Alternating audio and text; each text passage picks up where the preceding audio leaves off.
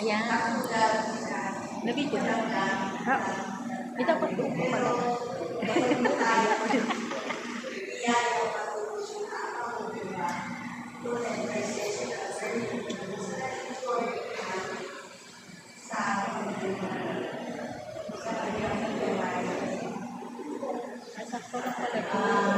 Ako po si Ate Marlene Edwards po ng Fort Batch. Mahal naman po si Father. Nung po sa Sisters Committee, akala ko po may vocation ako. Kasi lahat po ng kung nasaan si Father at kung kailan po siya nag-praise, kaya nandun po ako. Gusto po siya makita mahawakan. Lahat po ng confession niya, lahat po yun, pinaatenan ko, ayun po. Mahal naman po siya. Tapos nung nag-graduate po ako ng 4th year sa Sister Mary, nag-ask po kay Sister Teresita. So, marami po na gusto kong mag-matric. So, sabi niya, sige, di ka nga namin tatagalin ngayon, lumabas ka muna. Kasi after 2 years, pag alam na na may vocation ka pa, muna na rito at tatagalin ka namin. Tapos po, lumabas po ako. Dala-dala ko na po yung picture ni Father sa kabao. Yun po ang hindi ko inaalis sa wallet ko. Kasi po, mahal ko si Father. Kahit po, lahat po ng tulong niya, sinusunod ko po. Lahat po ng napag-aralan ko Sister Mary, tinamday ko po yun nung lumabas ako. Pero po yung ang dami kong struggles, ang dami kong trials na nangyari sa akin sa labas.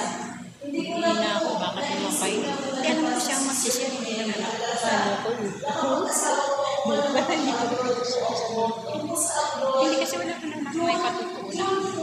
Experience sa buhay, yung man na yan. Oo. Yung talaga kasi ako nag-ano.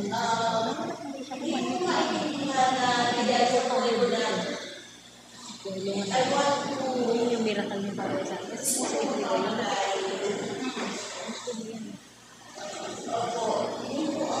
Isang nag-esoin din ako. Bumigay ng tupig. Hindi ka nasa kagal. Tapos, hindi ko naman nakala sa ako po, depression sa family, tapos po,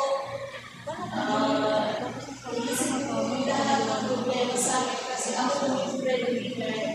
Gusto ko lang gusto ko mawala. Gusto ko lang mawala sa lahat ng mga kalilayan. Kaya po, tinangkapan ko siya magpapatay talaga. Tapos po, habang tinitingnan ko yung wallet ko, nandun po yung picture ni Father. Yung picture ko ni Father na nasa kabao siya. At kung po, tumatak sa lahat sa isip ko lahat po ay tulungan ni Father. Lahat po ng mga sandali na kasama ko po siya. Lahat po yun. Nagpabalik ko sa sa isip ko. Lahat po nag-event ko sa sayang araw na kasama ko siya ng